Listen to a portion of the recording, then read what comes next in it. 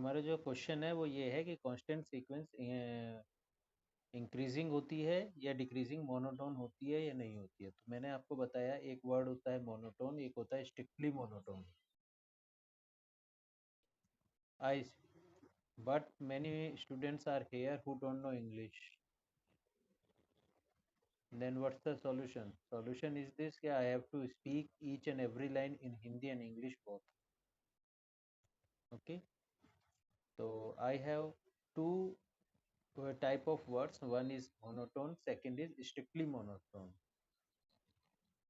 ठीक है, दो वर्ड होते हैं, एक मोनोटोन एक strictly monotone. Monotone has two type of two types, increasing और decreasing. Similarly, strictly monotone is also increasing और डिक्रीजिंग। ठीक है, ये दोनों ही इंक्रीजिंग और डिक्रीजिंग दोनों होते हैं। तो इसमें से हमें फिर चार वर्ड मिलके मिलते हैं। नंबर एक, मोनोटोनिकली इंक्रीजिंग सीक्वेंस। ठीक है, मैं नेक्स्ट पेज पे लिख रहा हूँ कि एक नंबर एक मोनोटोनिकली इंक्रीजिंग सीक्वेंस, इससे इससे मिलेगा। Number two monotonically decreasing sequence. Number three पे आएगा strictly monotonically increasing sequence. Number four पे आएगा स्ट्रिक्टली मोनोटोनिकली डिक्रीजिंग सीक्वेंस। तो इस तरीके चार टाइप ऑफ सीक्वेंस होती हैं आपके पास। ठीक है, तो जो मोनोटोनिकली इंक्रीजिंग सीक्वेंस होंगी और मोनोटोनिकली डिक्रीजिंग सीक्वेंस होंगी, उन्हें हम बोलते हैं मोनोटोन सीक्वेंस। जो स्ट्रिक्टली मोनोटोनिकली इंक्रीजिंग होगी और स्ट्रिक्टली मोनोटोनिकली डिक्रीजिंग होंगी, उन्हें बोलेंगे स्ट्रिक्टली मोनोटोन। ठीक है, मैं आपको क्या बता रहा हूँ, चार होती हैं ये। There are four types. One is monotonically increasing. ठीक है, सर कंसेप्ट क्लियर हो जाएगा आपका। Number two, monotonically decreasing. Number three, short में लिख दे रहा हूँ, strictly monotonically increasing. Number four, strictly monotonically decreasing. ठीक है, अगर कोई सीक्वेंस पहले दो में पड़ती है, मोनोटोनिकली इंक्रीजिंग और monotonically decreasing, then we will say it monotonic monotone sequence. अगर कोई सीक्वेंस थर्ड और फोर्थ में है, then we will say it strictly monotone sequence. इतना तो क्लियर हो गया आपको। ठीक है, अब इनकी डेफिनेशन समझते हैं क्या होती है। मोनोटोनिकली इंक्रीजिंग, सपोज करो कोई एक जनरल सीक्वेंस मैंने ले ली ए एन, जिसके एलिमेंट इस तरीके से हैं A1 A2 A3 A4 and so on. तो मोनोटोनिकली इंक्रीजिंग सीक्वेंस किसे बोलेंगे हम? मोनोटोनिकली इंक्रीजिंग सीक्वेंस बोलेंगे जिसमें ए आई less than equal to A जे है, जहां पर आई इज लेस देन जे है। समझ में आई बात? ये डेफिनेशन है। इसकी डेफिनेशन क्या होगी? ए आई, सेकेंड वाले की डेफिनेशन होगी greater than equal to A J where I is less than J. इसकी डेफिनेशन क्या होगी थर्ड की? A I less than A J where I is less than J. Fourth की definition क्या होगी? A I greater than A J when I is less than J. Example समझ लो, मैं समझाऊंगा आपको ये क्या है। मैंने अभी फिलहाल डेफिनेशन दी। सबसे पहले थर्ड नंबर वाले की example, the example for third strictly monotone increasing. Suppose I take a sequence n, what it will be? 1 2 3 4 5 6 and so on. ठीक है। अब देखो यहाँ पर ए आई इज लेस देन, मान लो ए आई ए एलिमेंट है, ए आई पहले, इसका मतलब क्या है, आई लेस देन जे का मतलब ए आई पहले पड़ेगा, ए जे बाद में पड़ेगा। क्लियर है ना? हाँ, ये जैसे A1 हुआ, ये A2 हुआ, ये A3 हुआ, A4, A5, A6। तो आप देख रहे हो 3 अगर 4 से छोटा है तो वो A4 से पहले A3 पड़ेगा, तो वही चीज लिखी है। तो यहाँ देखो increasing sequence, strictly increasing sequence है, कहीं पे रिपीटेशन नहीं है। मैंने ये बात आपको डेफिनेशंस कल भी समझाई थी, समझ में आ गया ये वाली? अब इसका एग्जांपल देते हैं नंबर 4 का, 1/n, this is equal to 1, 1/2, 1/3, 1/4 and so on. है ये स्ट्रिक्टली डिक्रीजिंग सीक्वेंस?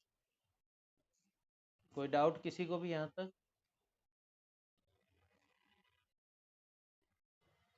ओके। अब मोनोटोनिकली इंक्रीजिंग सीक्वेंस आ जाता है। यहाँ देखो, यहाँ पर जो है ना, ये लेस देन है और यहाँ पर इक्वल टू भी है, तो दैट मीन्स वे इक्वल भी हो सकती है। एक सीक्वेंस अगर मैं यहाँ पर ऐसी बना दूँ, सपोज करो, मैंने कल भी एग्जांपल दिया था, 1 2 2 3 4 5 5 एंड सो ऑन, तो ये कौन सी हो गई? मोनोटोनिकली इंक्रीजिंग, क्योंकि यहाँ पर इक्वल भी पॉसिबल है। समझ में आ गई बात? है ना, इक्वल टू भी आ सकता है। इसी तरीके से डिक्रीजिंग में अगर मैं सीक्वेंस बना दूं, 1, 1/2, 1/3, 1/3, 1/4, 1/5 एंड सो ऑन, तो देखो यहाँ पर इक्वल टू भी आ गया, तो दैट मीन्स ये मोनोटोनिकली डिक्रीजिंग हो गई, है ना? स्ट्रिक्टली नहीं हुई लेकिन मोनोटोनिकली डिक्रीजिंग हो गई। ये है डेफिनेशन। अब आते हैं आपकी क्वेरी पर। किसी को यहाँ डेफिनेशंस में कोई डाउट हो तो बताओ। आपकी क्वेरी है कांस्टेंट सीक्वेंस, जैसे हमने 3 ले ली कांस्टेंट सीक्वेंस, तो इसका हर एक एलिमेंट 3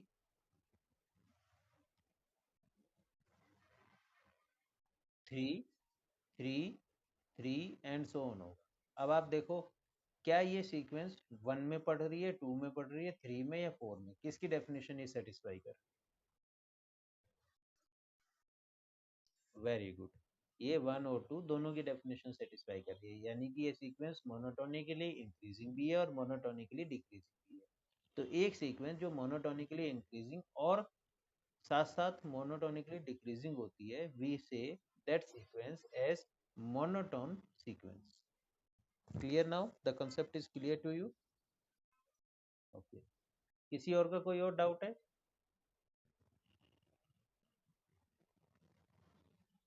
चलिए फिर हम आगे बढ़ते हैं।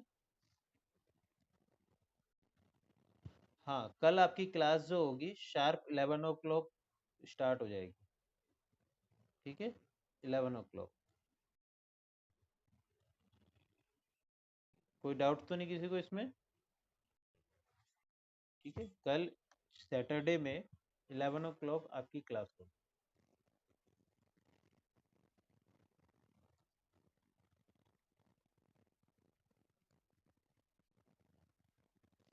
तो the today topic is limits of sequence. तो काफी टफ टॉपिक है आज का, ठीक है? तो आप लोग साथ दीजिएगा, कहीं समझ में ना आए तो पूछिएगा। तो आपको साथ क्या देना है?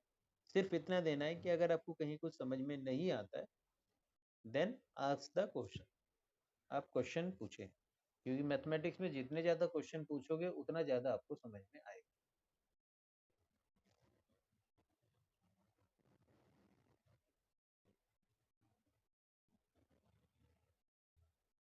ठीक है, इसमें सिर्फ ज्यादातर थ्योरम्स हैं इस वाले चैप्टर में, लिमिट्स ऑफ ए सीक्वेंस में।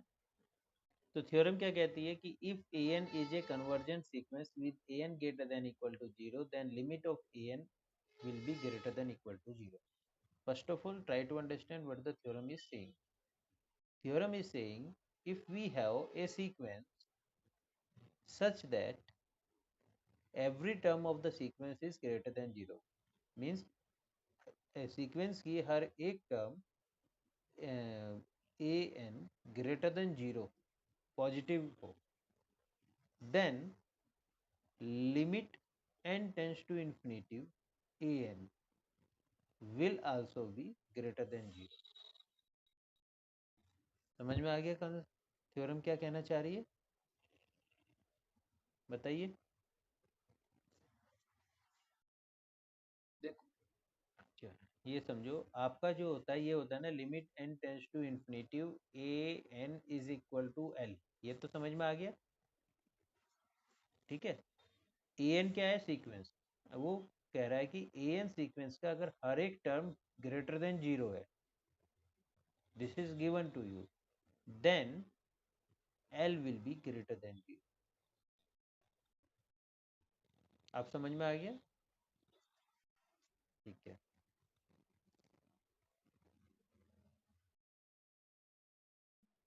ठीक है, हम इन्होंने क्या किया है थोड़ा सा मैं बता देता हूँ, वैसे ज़्यादातर प्रूफ मैं नहीं करा रहा हूँ। कैसे करेंगे हम लोग प्रूफ, हमें ये गिवन है और ये हमें प्रूफ करना है, तो हम क्या करेंगे, लेट मान लेंगे एल इज लेस देन 0, उल्टा मान लेंगे, उल्टा लाके हम कुछ यहाँ पर ये माना और दिखा देंगे कि यहाँ पर कुछ ऐसा जो सही नहीं है, जैसे 2 = 1 या कुछ भी ऐसा जो सही नहीं है, दैट मीन्स उसका मीनिंग क्या होगा, हमने जो माना वो गलत है और उसका उल्टा सही है। कॉन्सेप्ट समझ में आ गया ना, किस तरीके से हम लोग प्रूफ करेंगे।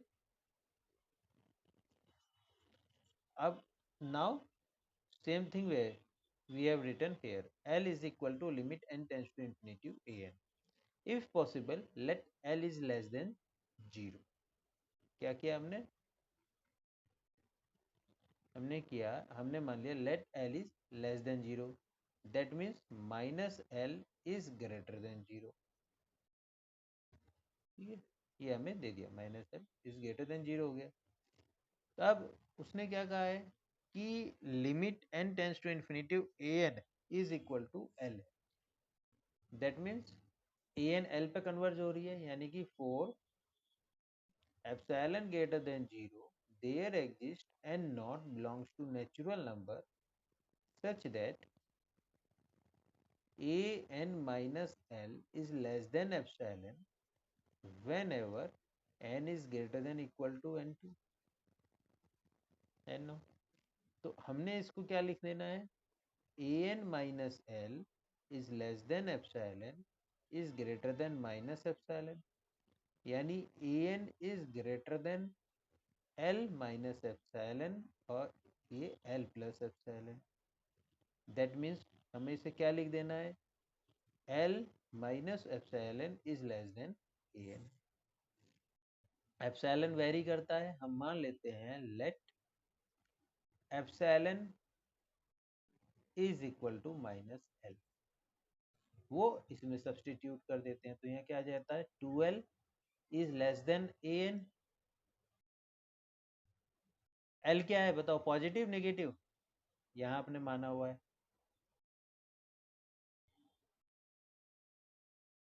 नेगेटिव है, बिल्कुल सही, एल नेगेटिव है, तो ए एन क्या होगा आपका, इधर इधर भी देख लो, यहाँ पर भी क्या आ जाएगा आपका ये, यहाँ रखेंगे एल, एप्सिलॉन की वैल्यू रखेंगे तो 0, तो A N is less than 0। इसने भी कह दिया ए एन लेस देन 0 मतलब A N is negative, A N जो है नेगेटिव आ रहा है, बोलो। अभी आपने प्रूफ किया इस लाइन से, इस वाली लाइन से आपको क्या मिला, ए एन नेगेटिव है, जबकि क्वेश्चन में क्या दिया है कि आपकी सीक्वेंस का हर एक टर्म पॉजिटिव है, दैट मीन्स कॉन्ट्राडिक्शन, मीन्स जो हमने माना वो गलत है, it means whatever we have assumed that is wrong, so which is not possible, which is not possible, so our assumption is wrong, so L is greater than। समझ में आ गया, कोई लाइन समझ में नहीं आई हो तो पूछो।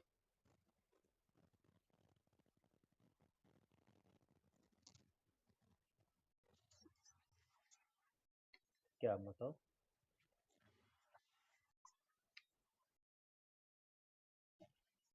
राइट, क्योंकि जो सीक्वेंस की डेफिनेशन में होता है ना, देखो क्या लिखा हुआ है, ये लिखा हुआ है 4 एप्सिलॉन ग्रेटर देन 0, ये लिखा है ना यहाँ पर, 4 epsilon greater than 0 there exist and not belongs to natural number. That means आपको यहाँ एप्सिलॉन की वैल्यू आप अपनी तरफ से कुछ भी ऐसी लोगे जिससे कि आपको थ्योरम को प्रूव कर सको। ठीक है, तो वो हमने यहाँ पर ली कि वो हमने यहाँ पर epsilon equal to minus l ली। क्वेश्चन आपका ये हो सकता है कि हमने माइनस एल ही क्यों ली, हम कुछ और भी ले सकते हैं, बिल्कुल आप ले सकते हो, उसमें कोई दिक्कत नहीं है। बस वो इस तरीके से लेना है कि आपका इस तरीके से कोई एब्सर्ड आंसर आ जाए जिससे कि जो हमने मानी है गलत बात वो गलत साबित हो जाए। ओके, आप -2l भी ले सकते हो, -3l भी ले सकते हो, वट एवर जो भी आपका मन करे।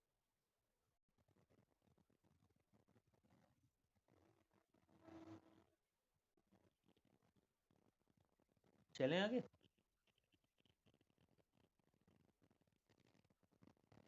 ये हो गया आपका थ्योरम नंबर 1।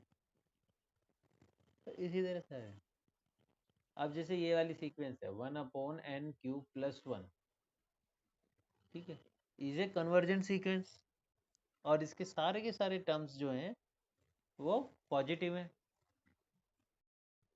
तो दैट मीन्स इसकी आप अगर लिमिट लोगे तो वो भी पॉजिटिव ही आएगी। अब वो क्या आएगी वो बात की बात है, लेकिन आपको ये कंफर्म हो गया कि इसके अगर हर एक टर्म पॉजिटिव है, that means the limit of this sequence will definitely be positive. इसी तरीके से अगर किसी कन्वर्जेंट सीक्वेंस की हर एक टर्म नेगेटिव है तो उसकी लिमिट भी नेगेटिव होती है।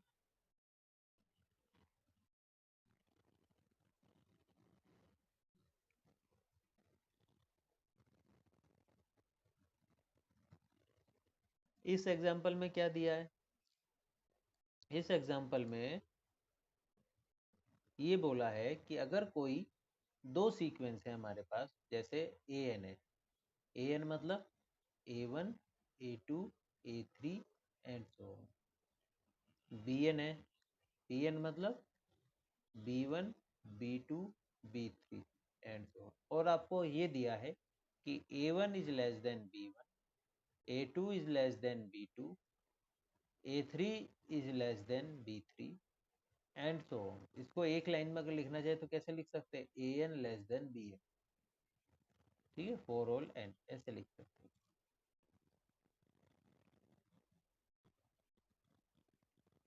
तो थ्योरम क्या, एग्जांपल क्या कह रहा है, if this satisfied then limit n tends to infinity a n will definitely be less than limit n tends to infinity b n। समझ में आ गया स्टेटमेंट?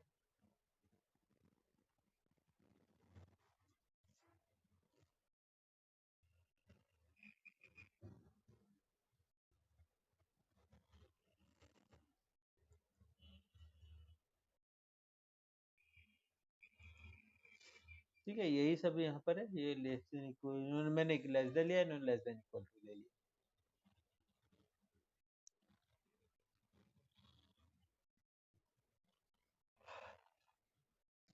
प्रूफ पढ़ के देखना है इसका, समझ में नहीं आएगा तो पूछना।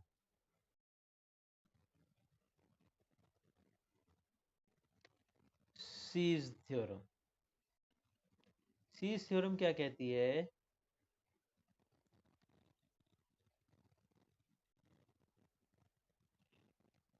the theorem C's theorem is saying to you,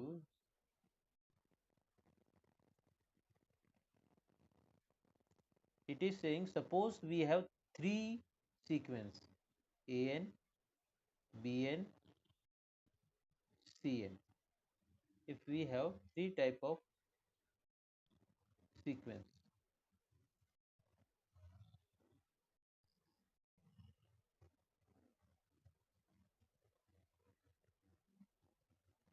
such that a I less than equal to B i less than equal to c i for all i and limit n tends to infinity an is equal to limit n tends to infinity cn is equal to l, then limit of n tends to infinity bn is equal to l.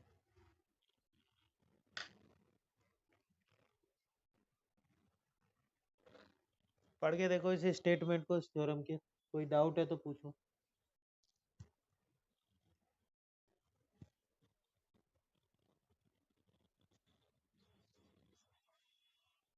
बताइए।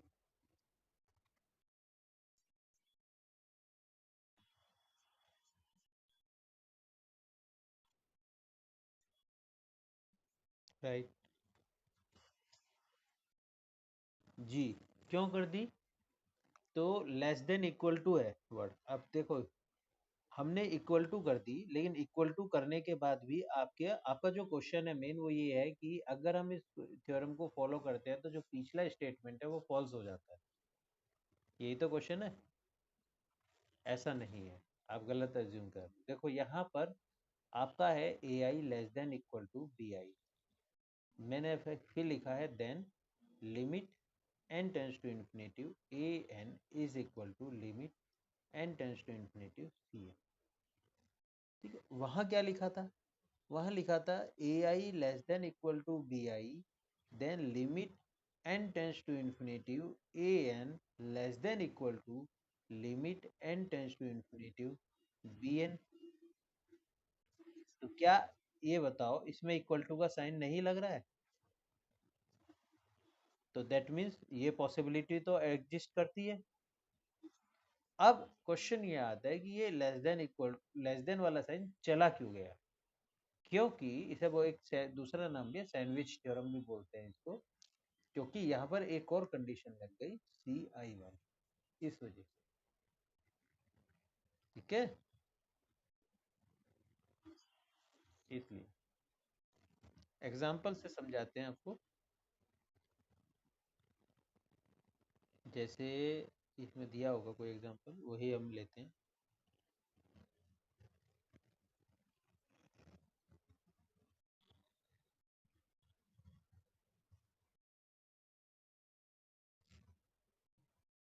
ये रहा example है, limit n tends to infinitive sine n upon n। ठीक है, हमें निकालना है limit n tends to infinitive sine n upon. ठीक है, इसको मैंने सीक्वेंस मान ली बी एन। मैंने क्या मान लिया? B n is equal to sine n upon n. ये हमारी बी एन सीक्वेंस। अब हमें एक सीक्वेंस निकालनी है ऐसी जिसकी लिमिट सेम हो, बट वो इसके बीच में पड़ता हो। बताओ क्या वैल्यू हो?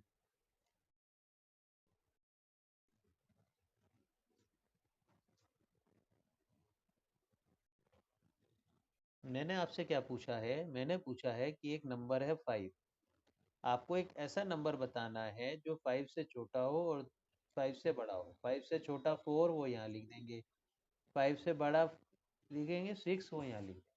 अब यहाँ तो ये नंबर्स है, यहाँ ये क्या है? सीक्वेंस। अब मैंने आपसे पूछ लिया सीक्वेंस, सीक्वेंस में इसमें कैसे एलिमेंट होते हैं? साइन, हाँ, एन अपॉन एन में क्या एलिमेंट होंगे भाई? साइन एन जो होती है वो -1 से +1 तक होगा, और ये अपॉन एन तो ये इसके बीच होगा। होगा या नहीं होगा? तो वही चीज यहाँ पर लिख देनी है, -1 अपॉन एन और +1 अपॉन। बन गई सीक्वेंस।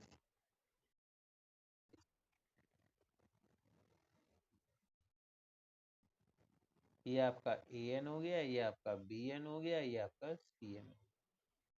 अब clearly limit n tends to infinitive -1/n is equal to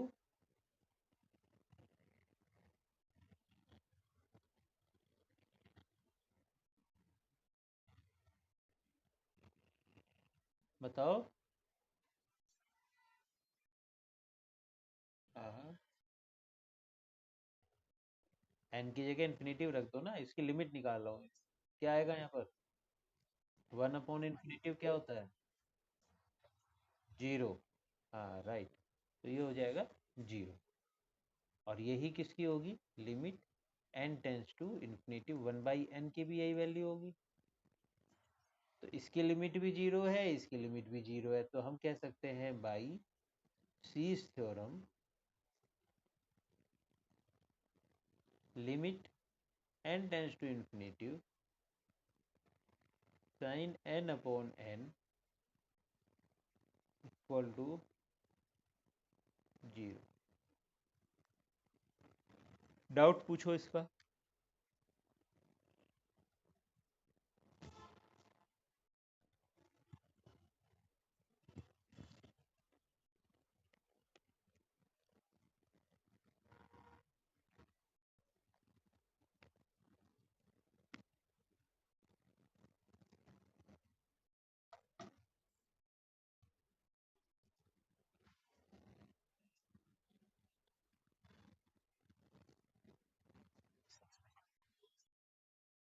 कैसे बताओ? हम्म।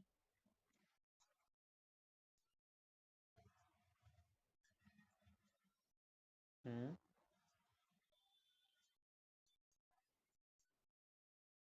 जीरो से बड़ा भी, जीरो से छोटा? जीरो से बड़ा क्या? अच्छा, आप जो कंफ्यूज हो रहे हो ना, वो ऐसे नहीं। हमने यहाँ जो लिखी है वो लिखी है सीक्वेंस, और यहाँ जो लिखी है हमने वो सीक्वेंस की लिमिट लिखी है। ये दो अलग अलग चीजें हैं। ठीक है, यहाँ इस वाले में हमने क्या लिखा है? इसमें लिखा है 1/n का मतलब क्या है? 1, 1/2, 1/3, 1/4, 1/5 एंड सो ऑन, ये है इसका। और जबकि यहाँ क्या लिखा है? Limit n tends to infinitive 1/n, n की जगह इन्फिनेटिव रखें तो इसकी वैल्यू सिर्फ एक ही है, वो है जीरो। और पूछिए।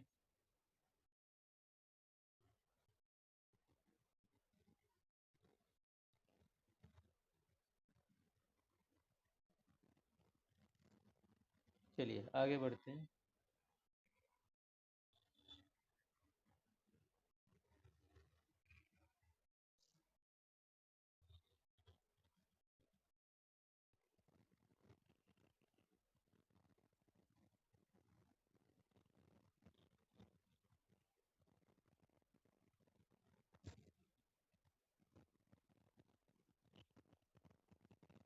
Example number 3, a N be a sequence as defined below, find limit n tends to infinitive A n. ये वही पहले वाले की एग्जाम्पल की तरह होगा, पढ़ लेने दो। A N be a sequence of non negative number, then root of A N converse to root of L. ठीक।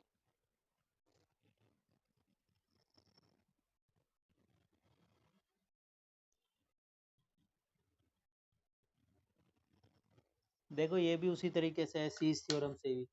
Find limit n tends to infinitive sine n cos 2n upon n square. तो आप इसे देखो clearly, यहाँ पर जो है ये जो सीक्वेंस है साइन 2n अपॉन, ये किसके बीच में पड़ रही है? एक सीक्वेंस अगर मैं जीरो कर दूं, इसकी सारी की सारी वैल्यू जीरो और 1/n² के बीच में पड़ेंगी, है ना? तो इसकी लिमिट क्या हो गई? जीरो। इसकी लिमिट क्या हो गई? जीरो। तो इसकी भी लिमिट क्या हो जाएगी? जीरो। वही लिखा है यहाँ पर।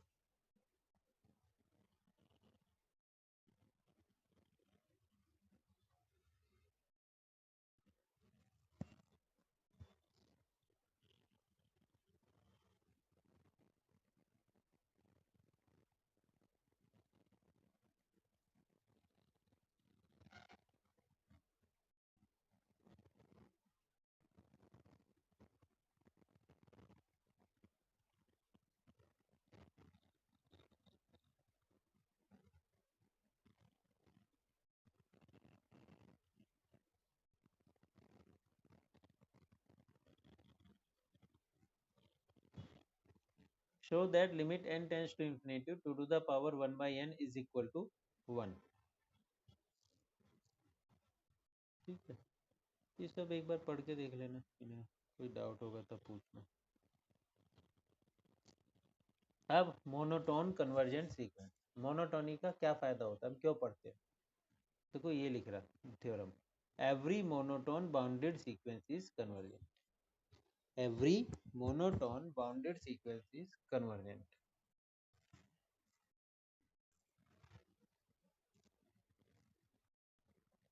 समझ में आ गया आपको थ्योरम? अगर कोई मोनोटोन सीक्वेंस है, मोनोटोन मतलब मोनोटोनिकली इंक्रीजिंग या मोनोटोनिकली डिक्रीजिंग, और बाउंडेड है, monotone and bounded, then we call it convergent. इसका प्रूफ है, आप लोग खुद करना।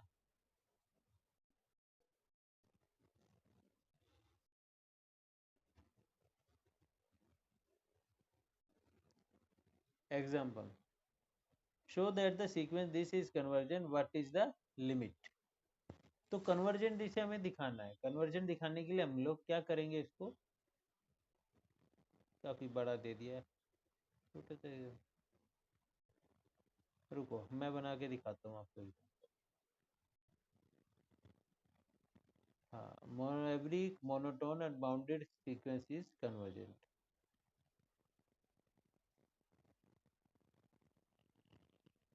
चलो आप में से आप ही लोग बनाने की कोशिश करो, ठीक है, मैं तो बना ही दूंगा, आप लोग बनाने की कोशिश कीजिए कि every monotone bounded sequence is convergent.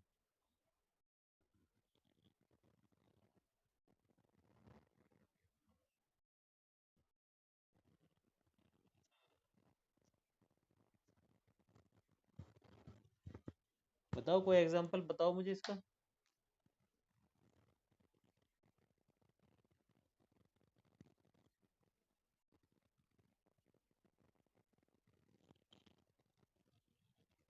आया, मैं 1 मिनट में आया हूँ।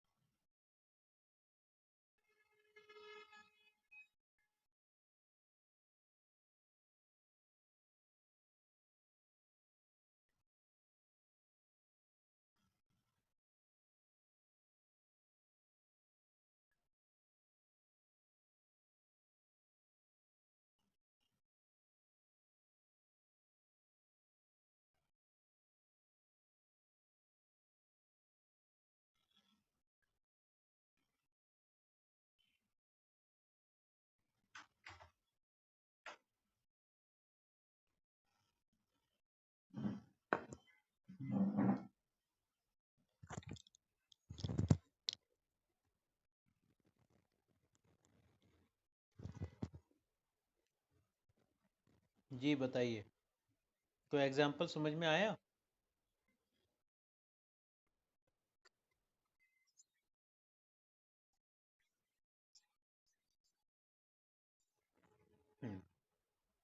साइन एक्स,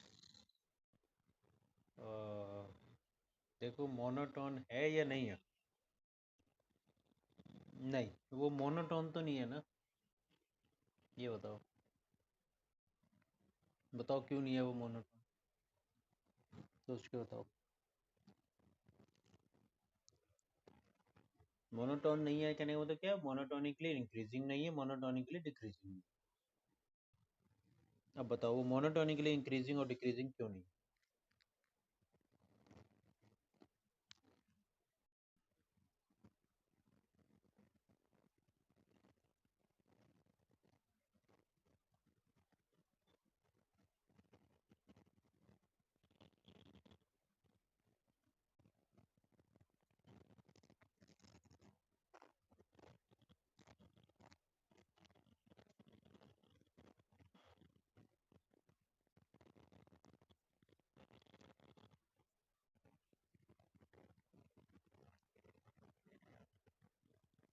बताओ। क्योंकि मोनोटोनिकली इंक्रीजिंग के लिए जो आपकी सीक्वेंस है वो हमेशा या तो इंक्रीज होनी चाहिए या इक्वल रहनी चाहिए, डिक्रीज नहीं हो सकती ना। साइन एक्स में क्या होगा, -1 से लेके 1 तक बढ़ेगा, फिर 1 से फिर घटना शुरू हो जाएगा। समझ में आई बात मैं जो क्या समझाना चाह रहा हूँ? है। ठीक है। अब दूसरा कोई एग्जांपल लो। अरे सिंपल, इतने सारे एग्जांपल मैंने दिए तो है, 1/n ले लो ना। वो मोनोटोनिक स्ट्रिक्टली मोनोटोनिकली डिक्रीजिंग हो गया। बाउंडेड भी है, चेक करो। हाँ, 1 और 0 के बीच में है हर एक एलिमेंट। तो ये आपके पास एग्जांपल हो गया 1/n। वो मोनोटोनिकली डिक्रीजिंग है, स्ट्रिक्टली मोनोटोनिकली, और बाउंडेड भी है। तो डेफिनेटली इट विल कन्वर्ज।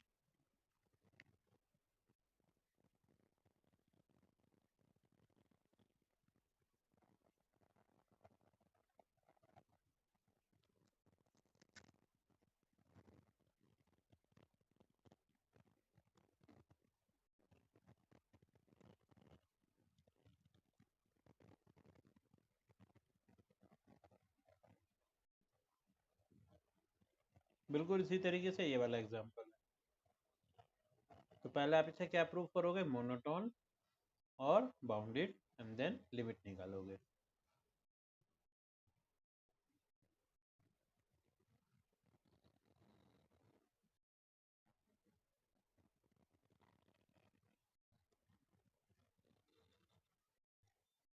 ये e की वैल्यू होती है, Euler number. e is equal to limit n tends to infinity 1+1/n to the power n। ठीक है। तो ये हमेशा याद रखना, अगर कहीं आ जाए limit n tends to infinity 1+1/n to the power n, तो उसकी जगह आप e लिख दोगे। e की वैल्यू क्या होती है, ये होती है 2.71828 एंड सो ऑन। ठीक है।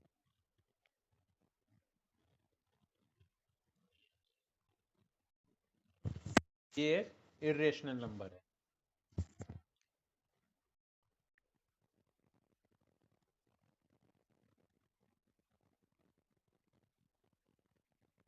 जैसे ये वाली सीक्वेंस है, show that this sequence is monotone and bounded, hence conclude that it is convergent. तो मोनोटोन दिखा दो।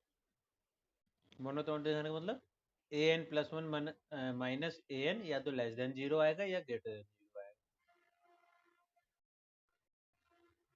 After solve. ये आ गया यानी कि ग्रेटर देन 0 है, an is greater than 0, that means monotone हो गई। अब बाउंडेड, an को आप लिख सकते हो लेस देन दिस, तो this is equal to n 1, तो ये बाउंडेड भी हो गई इससे, hence bounded and monotone, so convergent। इसी तरह एग्जांपल नंबर 9 है।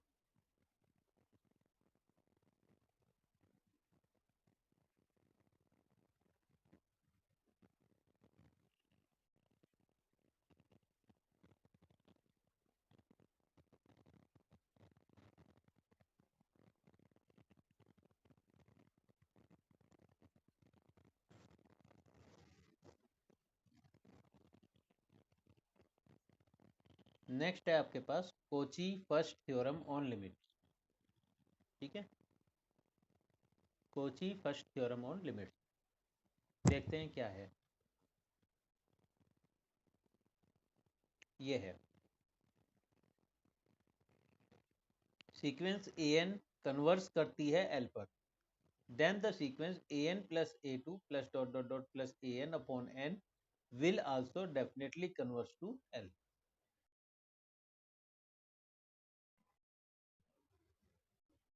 समझे डेफिनेशन? जैसे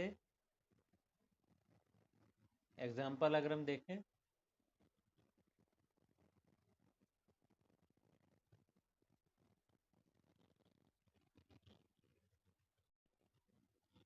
थ्योरम क्या कहती है, थ्योरम ये कहती है थ्योरम का स्टेटमेंट है limit n tends to infinity an is equal to n,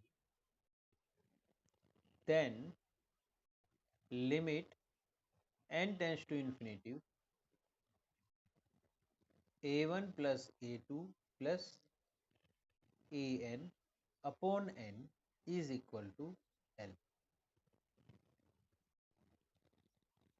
ठीक है, ये हमारे पास थ्योरम है। क्वेश्चन क्या है, ये क्वेश्चन दे दिया आपको limit n tends to infinity 1 plus 1/2 plus 1/3 plus 1/n upon में n। उसने कहा ये फाइंड आउट करो। इसके लिए हम क्या करेंगे, we will use this theorem. ठीक है, we will use this theorem.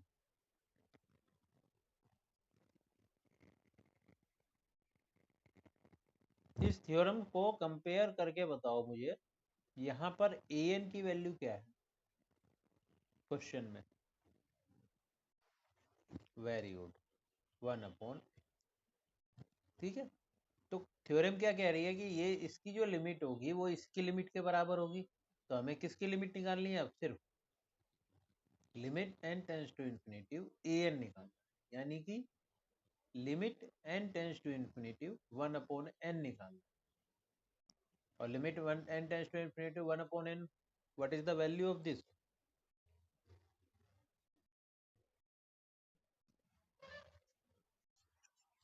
Very good, 0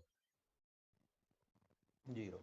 तो हम लिख सकते हैं so by Cauchy first theorem on limits, इसकी वैल्यू भी आ गई 0। This is your answer.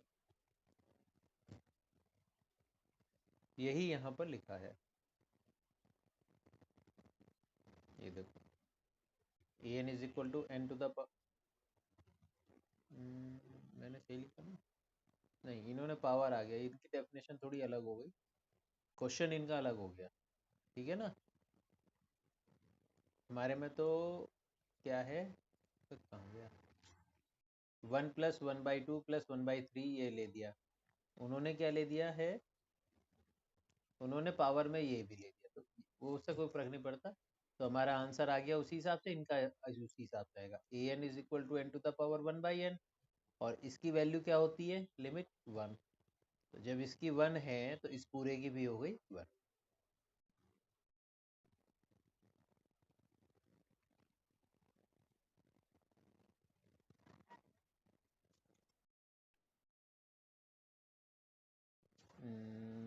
यहाँ पर ये, हाँ हाँ, इसमें क्या स्टेप समझा दूँ, मतलब आप इस, हम्म, देखो दोबारा से करते हैं। ये क्वेश्चन है, आपको इसको निकालना है, इसका आंसर निकालना है। ठीक है? इसका आंसर निकालने के लिए आप इस थ्योरम का यूज करो। इस थ्योरम का इस्तेमाल करने के लिए उसे क्या, हमें क्या निकालना है बेसिकली, हमें ये निकालनी है ये वैल्यू। ठीक है, और ये वैल्यू निकालने के लिए हम क्या करेंगे, सिर्फ अगर ये वैल्यू हमें पता चल जाए, ये वाली वैल्यू, तो हम वही वैल्यू यहाँ लिख देंगे या नहीं। ये वैल्यू निकालने के लिए हमें क्या पता होना चाहिए, an। an कहाँ से निकलेगा, यहाँ से निकलेगा। तो इसे देख के बताओ यहाँ पर an की वैल्यू क्या आई, 1/n। तो इसको उठा के यहाँ पर रख दो, a इस जगह। तो यहाँ क्या आ गया, limit n tends to infinity an is equal to limit n tends to infinity 1/n। इसकी वैल्यू क्या आ गई, 0। यानी कि ये जो l था, इसकी वैल्यू क्या आ गई हमारे पास, 0। अब इसकी 0 आ गई तो इसकी भी 0 हो गई। तो यहाँ भी हमारे पास आंसर 0 आ गया।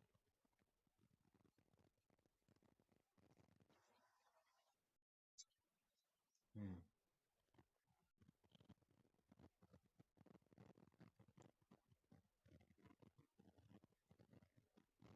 ठीक है।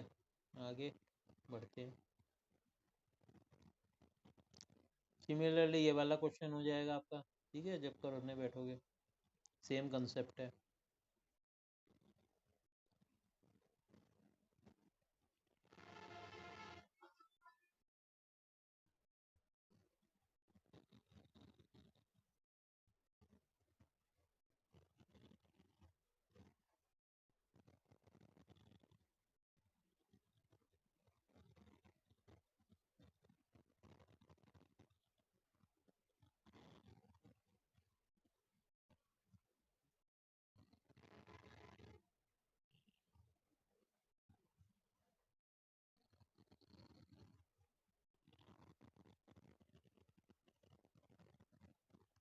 नेक्स्ट है आपका ये theorem 5, Kochi second theorem on limit. What it says, an be a sequence of positive terms if an plus 1 upon an is convergent, then limit n tends to infinity a to the power 1 by n is equal to limit n tends to infinity an plus 1 upon an।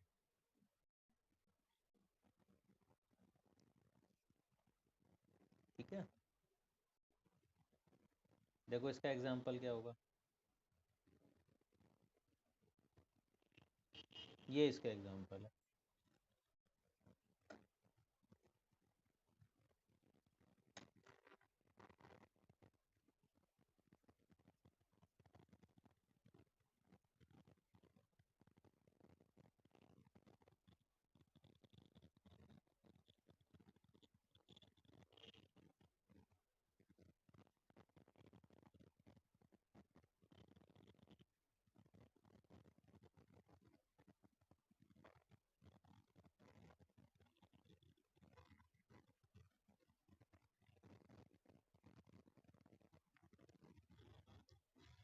ये theorem क्या कह रही है, ये theorem ये कह रही है कि आपको अगर limit n tends to infinity निकालनी है a n to the power 1 by n है, ये निकालनी है, तो ये क्या होगा, limit n tends to infinity a n plus 1 upon a।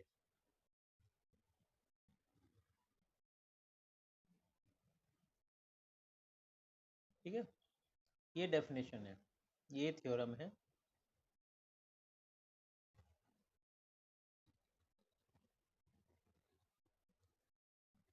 Example देखो, उससे क्लियर होगा।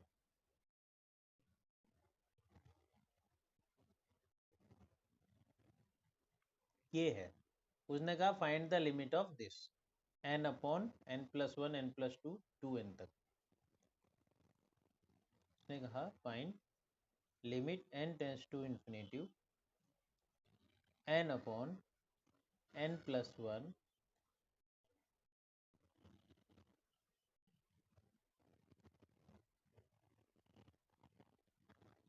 n plus 2 2n to the power 1 by n।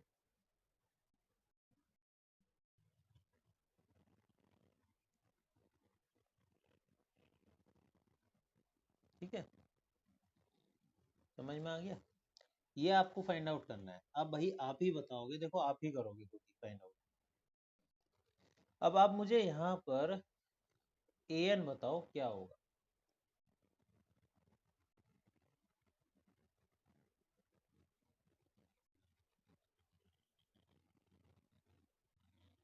कुछ नहीं, यहाँ पर an 2n नहीं होगा, वहाँ और यहाँ में फर्क है। वहाँ हम थ्योरम दूसरा देख रहे थे, यहाँ पर हम थ्योरम दूसरी है, हमें ये वाली थ्योरम यहाँ पर अप्लाई करनी है।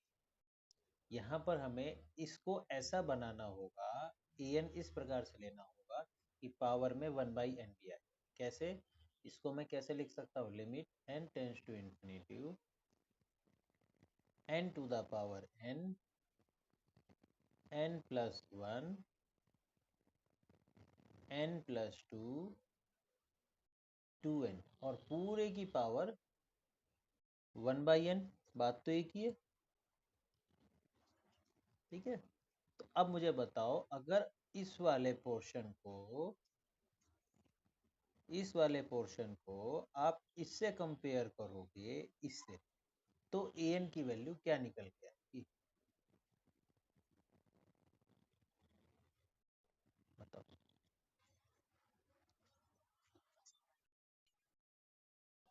हाँ, n+1 n+2 up to 2n, और ऊपर क्या आएगा?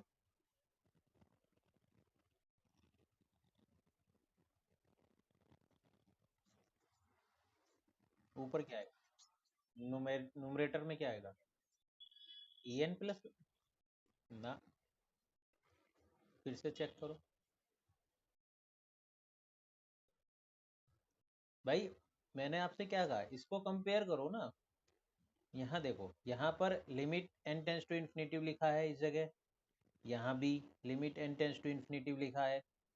हो गया खत्म। यहाँ पावर में 1/n है, यहाँ पर पावर में 1/n है। फिर यहाँ ए एन है ब्रैकेट के अंदर, यहाँ ब्रैकेट के अंदर ये पूरा का पूरा पोर्शन है, तो एन की वैल्यू क्या हो गई? ये ब्रैकेट के अंदर पूरा, हाँ एन की पावर, ये हमें ए एन मिल गया। ठीक है, अब ए एन अगर हमें ये मिल गया तो हम क्या निकालेंगे? अब इसकी वैल्यू निकालेंगे, और जो इसकी वैल्यू निकलेगी वही हमारा आंसर होगा। समझ में आई बात हो? तो अब हम निकालेंगे limit n tends to infinitive A N plus one upon A. तो कैसे निकालेंगे? Limit n tends to infinitive A N plus one find out करने के लिए we have to put n plus one in the place of n। n के स्थान पर अगर मैं इसमें n के स्थान पर n प्लस वन लिख दूँ तो क्या आ जाएगा? ए एन प्लस वन की वैल्यू, यानी कि n plus one to the power n upon n plus to n plus three and so on 2 into n plus one. अब ए एन की वैल्यू रख दो। ए एन की वैल्यू क्या है? n to the power n, n plus one, n plus two and so on 2n। इसे, ये बन गया, इसे आप सॉल्व करोगे। सॉल्व यहाँ कर रखा है आपके इसमें बुक में। ठीक है, ये आपको सॉल्व किया हुआ कट कुटा के ये बचेगा, इसमें से n कॉमन लेके कट के ये बचेगा। फाइनली जब आप इसका इन्फिनेटिव लोगे तो ये बचेगा, ये 0 बन गया, 1 रह गया यहाँ पर, यहाँ 2 रह गया, 2 इंटू टू, और इसकी वैल्यू e बाई 4 आया। तो इसकी वैल्यू आफ्टर कैलकुलेशन क्या आएगी? e by 4। ये जो वैल्यू होगी यही हमारा आंसर।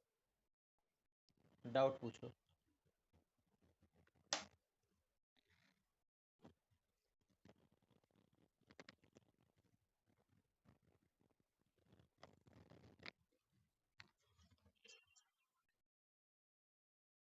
सेकंड वाला स्टेप कौन सा ये बताओ? ए एन प्लस वन कैसे रखा?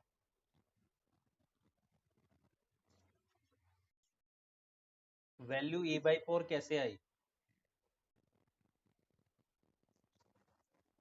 बेटा क्लियर क्वेश्चन पूछो, ऐसे नहीं ना। उससे पहले मतलब, उससे पहले में तो बहुत सारी थी, किससे पहले?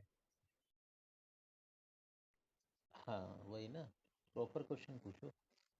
देखो ये जो चीज लिखी है आपकी, ये वाली पोर्शन, ये तो यहाँ लिखा है, ये लिख रहा है, ये तो समझ में आ गया।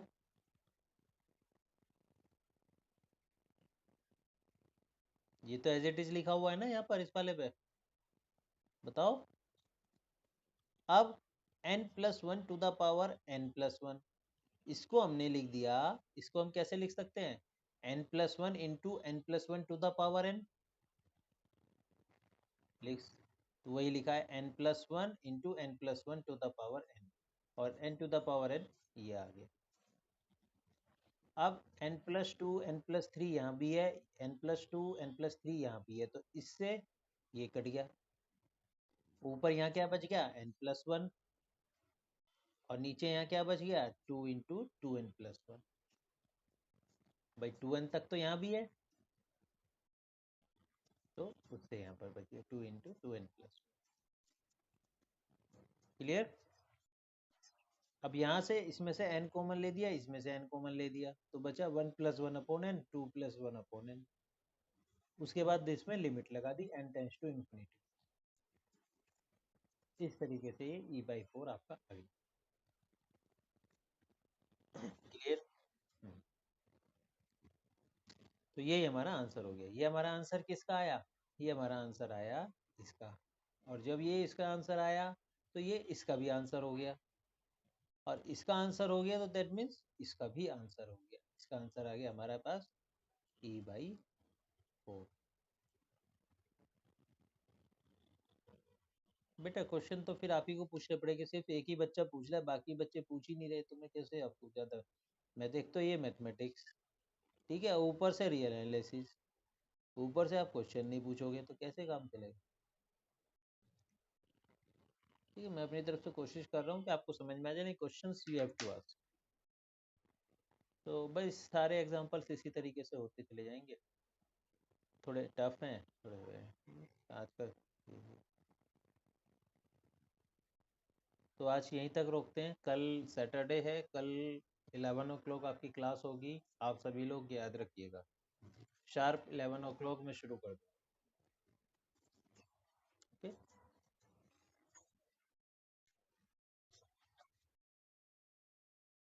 जी पूछिए।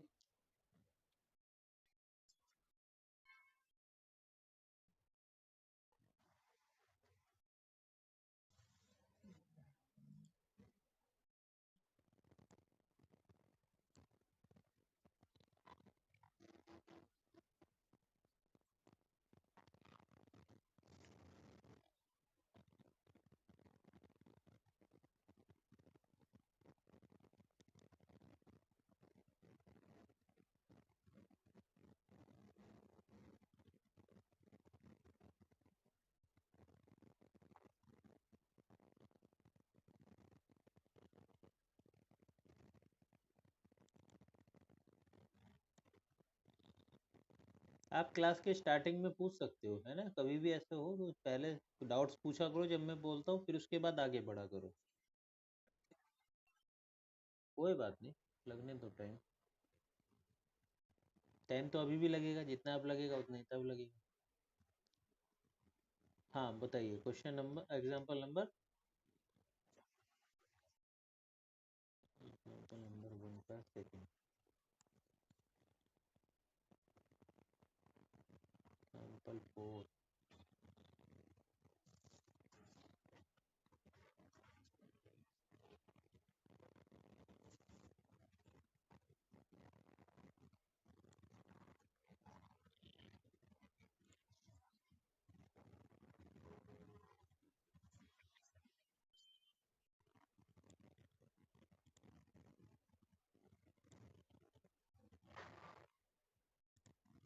एग्जाम्पल नहीं है, ये एक्सरसाइज है। एक्सरसाइज का बताओ। सेकंड, हाँ।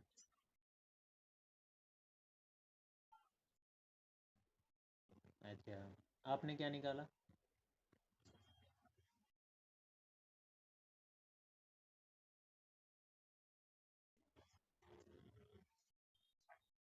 इवन वालों के लिए क्या लिखा आपने?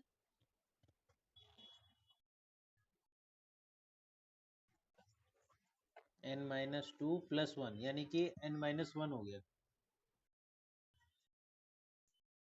अच्छा अच्छा, व्हाट्सएप पर आपने भेजा है। बेटा अभी तो मैं व्हाट्सएप ऑन नहीं कर सकता, क्यों? मोबाइल से मैं आप।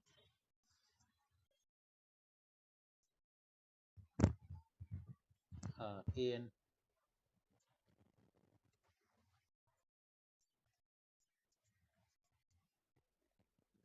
देखो सीधा है, ओड पे तो -1 है, ये तो क्लियर है ही।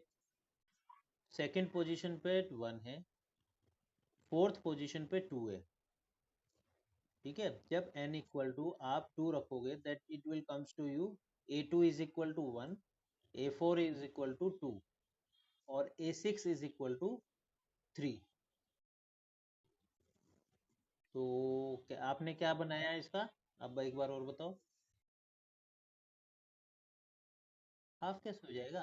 8 2 2 से 2 को डिवाइड किया, थ्री या फोर, फोर को टू से डिवाइड किया सिक्स, हाँ हाफ हो रहा है, ठीक है।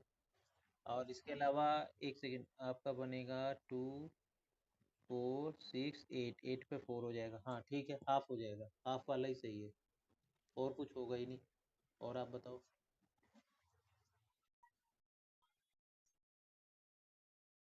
दिखाओ। मैं फाइंड, नहीं नहीं, एक सेकेंड। उन्होंने कहा identify the n term of the following sequence, अच्छा दिखाओ मुझे कि आपने कहाँ देखा, कौन से पेज नंबर पे है? कि सबसे आखिर में। अब ये कैसे पता चलेगा कि ये 5.2 की एक्सरसाइज है ये, है ना? नहीं, E1 E2 तो ये 5.2 की है ना।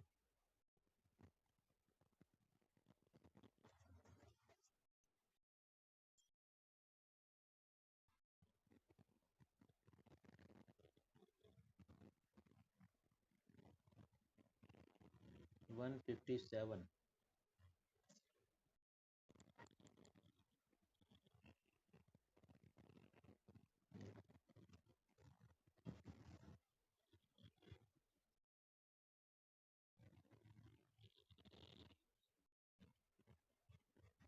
आप गलत ही देखो ना, 5.1 का लिख रहे हो, 5.11 का। अच्छा, in this case the pattern is ये।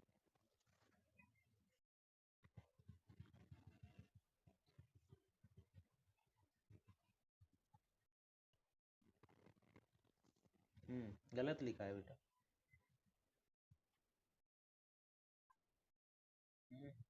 गलत है, गलत लिखा है, गलत है।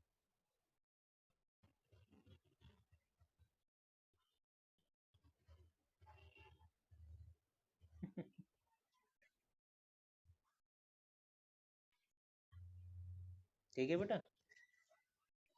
हेलो। हेलो। बेटा, ये स्वाद दे सकते, इसको बंद कर दीजिए। हाँ, अब पूछिए कुछ।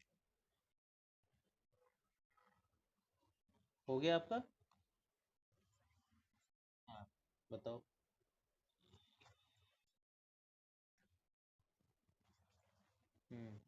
इसमें क्या क्वेश्चन क्या है?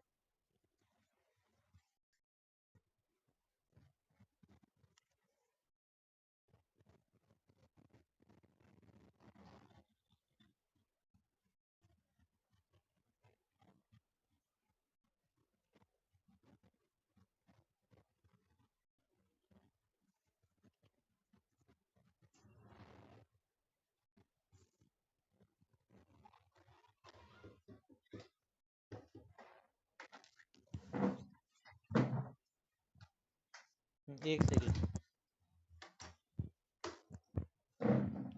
हाँ, बताओ।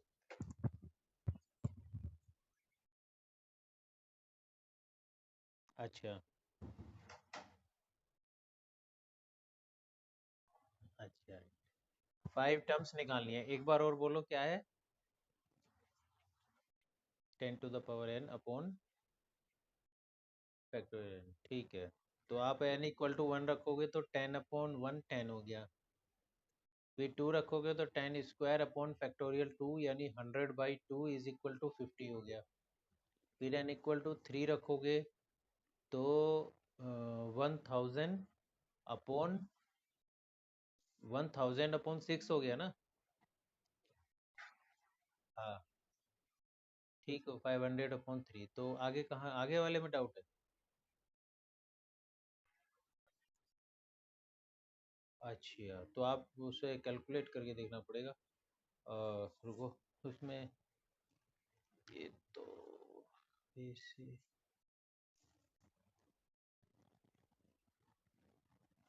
ये होगा 10 to the power 5 upon factorial 5 is equal to 1 2 3 4 5 upon 5 4 3 2, ये है।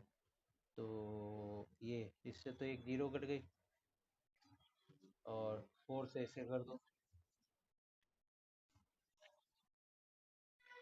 हम्म, करते हैं। तो 0.3, हाँ यही सही है। हाँ वो गलत है, इन लोगों ने गणित कर रखी है। ठीक है, इसी तरह फिर आपके सिस्टम आपने जो किए हैं वो सब सही है। ओके।